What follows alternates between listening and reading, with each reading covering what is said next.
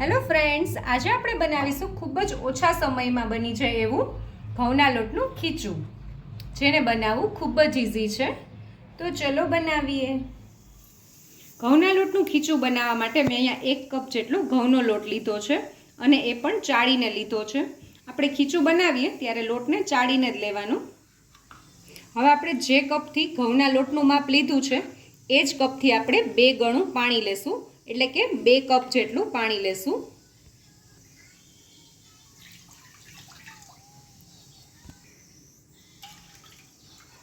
હવે આપણું પાણી ઉકળે છે ત્યારે આપણે આમાં સ્વાદ અનુસાર મીઠું એડ કરશું. મેં અત્યારે 1 ટીસ્પૂન જેટલું મીઠું એડ કર્યું છે.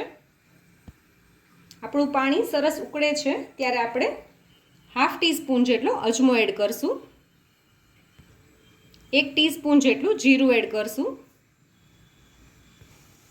1 ટીસ્પૂન જેટલું આદુ અને મરચાંની પેસ્ટ એડ કરશું અને 1/4 ટીસ્પૂન જેટલો કુકિંગ સોડા આવે છે એ એડ કરશું. જો તમારે પાપડ બનાવવા માટે તમે ખીચું બનાવતા હોય તો જે પાપડનો ખારો આવે એ તમારે એડ કરવાનો રહેશે. અને હવે આપણું પાણી સરસ રીતે ઉકળે છે ત્યારે આપણે લોટ લીધો છે એ આમાં એડ કરી દઈશું. થોડો થોડો લોટ એડ કરતા જશું અને વેલણની મદદથી આપણે હલાવતા જશું, જેથી કરીને ગઠ્ઠા ના પડી જાય.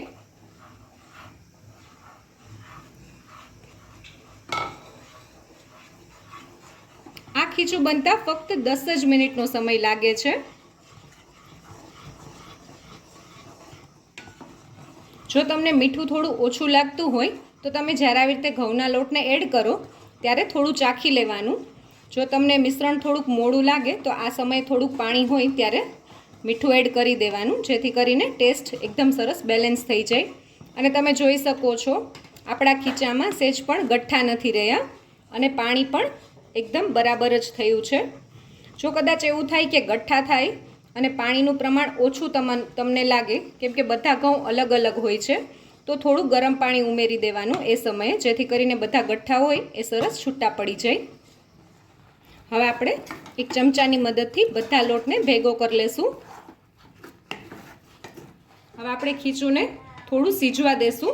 એના માટે આપણે એક તવી ઉપર આવી રીતે પેનને રાખી દઈશું, જેથી કરીને 5 મિનિટમાં આપણું ખીચું એકદમ સરસ રીતે સીજી જશે. 5 મિનિટ જેવો સમય થઈ ગયો છે. આપણું ખીચું એકદમ સરસ રીતે સીજી ગયું છે અને હવે આપણે ગેસની ફ્લેમ બંધ કરી દઈશું ને ખીચાને સર્વ કરી લઈએ. હવે આપણે આપણા ખીચા ઉપર થોડો અચાર મસાલો એડ કરશું. જો તમારે અચાર મસાલો ના નાખવો હોય તો તમે લાલ મરચાંનો પણ ઉપયોગ કરી શકો છો. અને હવે લાસ્ટમાં જેના વગર આપણું ખીચું અધૂરું છે એ આપણે તેલ એડ કરશું. ખીચામાં તેલ નાખીને ખાવાથી એનો ટેસ્ટ એકદમ સરસ આવે છે. તો તૈયાર છે આપણું ઘઉંના લોટનું ખીચું.